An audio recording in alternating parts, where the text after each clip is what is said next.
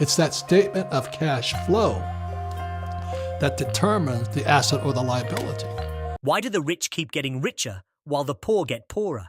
Is it that the rich are more intelligent, more ambitious, or more hardworking? Did they simply inherit all their wealth? Or are the stars simply aligned in their favor? The answer is actually very simple, but most people are completely blind to it. I'm about to reveal to you the one thing that's likely keeping you and millions of other people in a vicious cycle of never having enough money. More importantly, I'll tell you exactly how you can change it to become rich. Let's begin. Say we pick 100 people at random and give each of them $10,000 to do whatever they want with it. Now, fast forward 1 year. How much of the original 10,000 do you think these people still have? It might not surprise you to hear that the large majority will have little to nothing left. This is because they will have spent it either on their living expenses or foolishly on things that they didn't need, or perhaps a combination of both.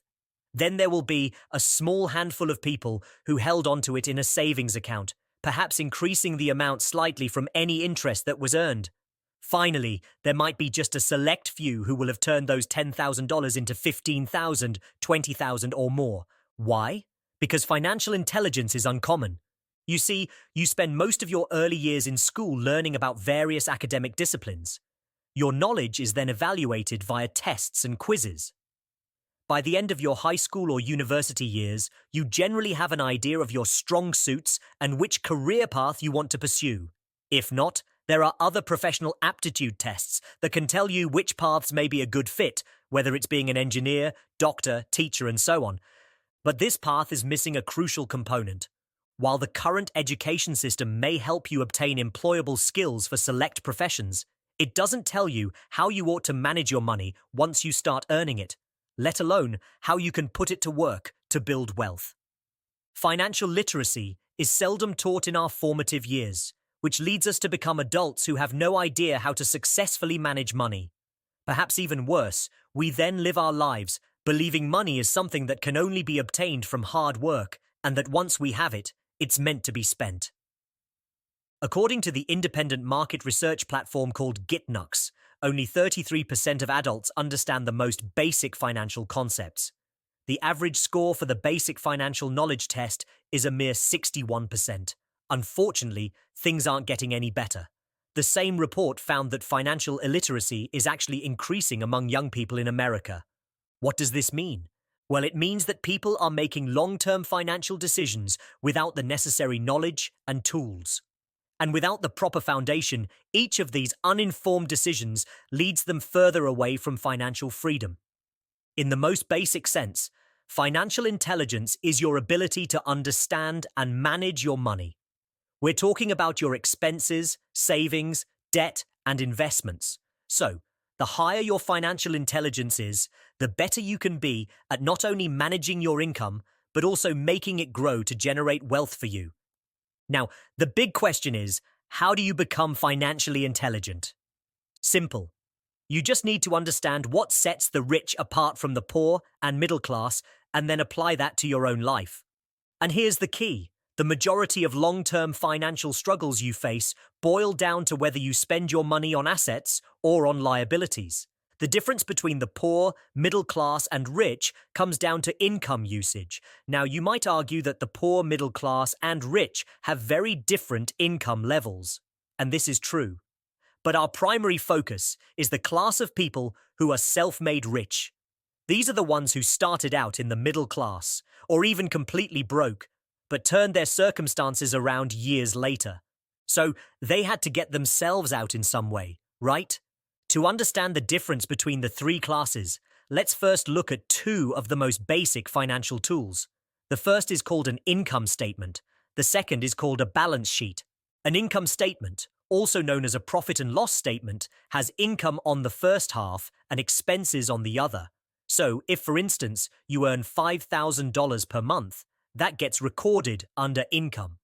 If you then pay $1,700 in rent, $300 in gas, $600 in groceries, and $200 in utilities, all of these go to the expense side. You then have a simple visual of how much money comes in and how much of it goes out in the form of expenses. After you subtract your expenses from your income, you're left with your savings, or, in the case of a business, your profit. The second tool is called a balance sheet. It also has two columns, with assets on one side and liabilities on the other. And this is where confusion for so many people comes in. Typically, you would think an asset is anything that has value, while a liability is something that you owe.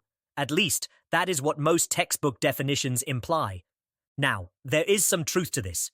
If you own something that could be converted into cash after selling it, like your car, house, or computer, then that item shares the characteristics of an asset. But the more nuanced understanding of an asset versus a liability is what causes massive financial pain for people. One of the best examples of this is that the vast majority think of their primary residence or their car as pure assets. Now again, both of these have asset-like characteristics, but they still have a big problem, which is that they do not put cash in your pocket every month. Rather, and more often than not, they have expenses that you must pay, and therefore, they cost you money every month. So what, then, are pure assets and liabilities? The simplest way to understand them is to think of an asset as something that makes you money and a liability as something that takes money from you. If you stopped working today, then you could expect an asset to help you pay for your monthly expenses. On the other hand, a liability can't cover any of your expenses because it causes money to flow away from you. In the case of your primary residence, you still have to pay your mortgage, repairs, maintenance, taxes, and insurance. On a positive note, the property may appreciate over time, which is great. However, you won't make any monthly income from it as long as you're the one living there, despite spending a fortune to acquire it and waiting 15 to 30 years to have it paid off. Now, this is not to say you shouldn't buy a home. When done properly and intelligently, home ownership can be an excellent way to build wealth long term. But the secret to becoming financially intelligent and ultimately rich is understanding cash flow. You can tell the difference between a poor, middle class, and wealthy person by looking at how their cash flows within their income statements and balance sheets. So, let's draw up a visual of these two statements. When a poor person receives a paycheck, the money flows in through the income column and quickly flows out the expense column. This is because everything that comes in is used to pay for everyday expenses such as rent, food, and utilities. Their finances start and end on the income statement. Next, we have a person in the middle class. In this scenario, money flows in as income, but then it flows down to the liability column on the balance sheet. That's because many middle-class people carry a lot of debt, including student loans, mortgages, car loans, and credit card balances. This limits how much they can spend on other expenses and, of course, how much they can save. Whatever is left flows up and out through the expense column. Looking at this a bit more critically, there is a potential advantage to financing a car instead of leasing one, or paying a mortgage instead of paying rent. The former ultimately ends in ownership of something, but the latter only leaves you with expenses and nothing to show for it. It's also important to note that for both the poor and the middle class, the asset column remains untouched as cash comes in and out each month. So, even though the middle class is better off than the poor, it's the rich who've learned a very different approach to playing the money game. Let me reveal to you how things work in their world. In the case of the rich, cash flows from the asset column to the income column. That's because the rich focus on acquiring assets that produce income as opposed to spending their money on an ever-growing list of expenses. And that is the secret to becoming rich. Whenever you receive your paycheck, you want to set a portion of it aside to purchase assets. Assets include things like stocks, bonds, mutual funds, real estate, and even creating your own business. In other words, ask yourself this: how can I use the money I earned from working to buy something that could increase in value and create even more income later on? There's a big difference between buying Starbucks coffee every week versus buying Starbucks stock. In the first case, you bought some coffee that lasted a few minutes. In the second, you purchased a partial ownership stake in a massive company. To make this example even more real, think about it like this.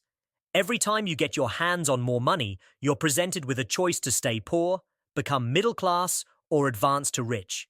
If you consistently take your extra income and go shopping, eat out at the best restaurants in town, or spend it on other discretionary expenses, you're choosing to be poor.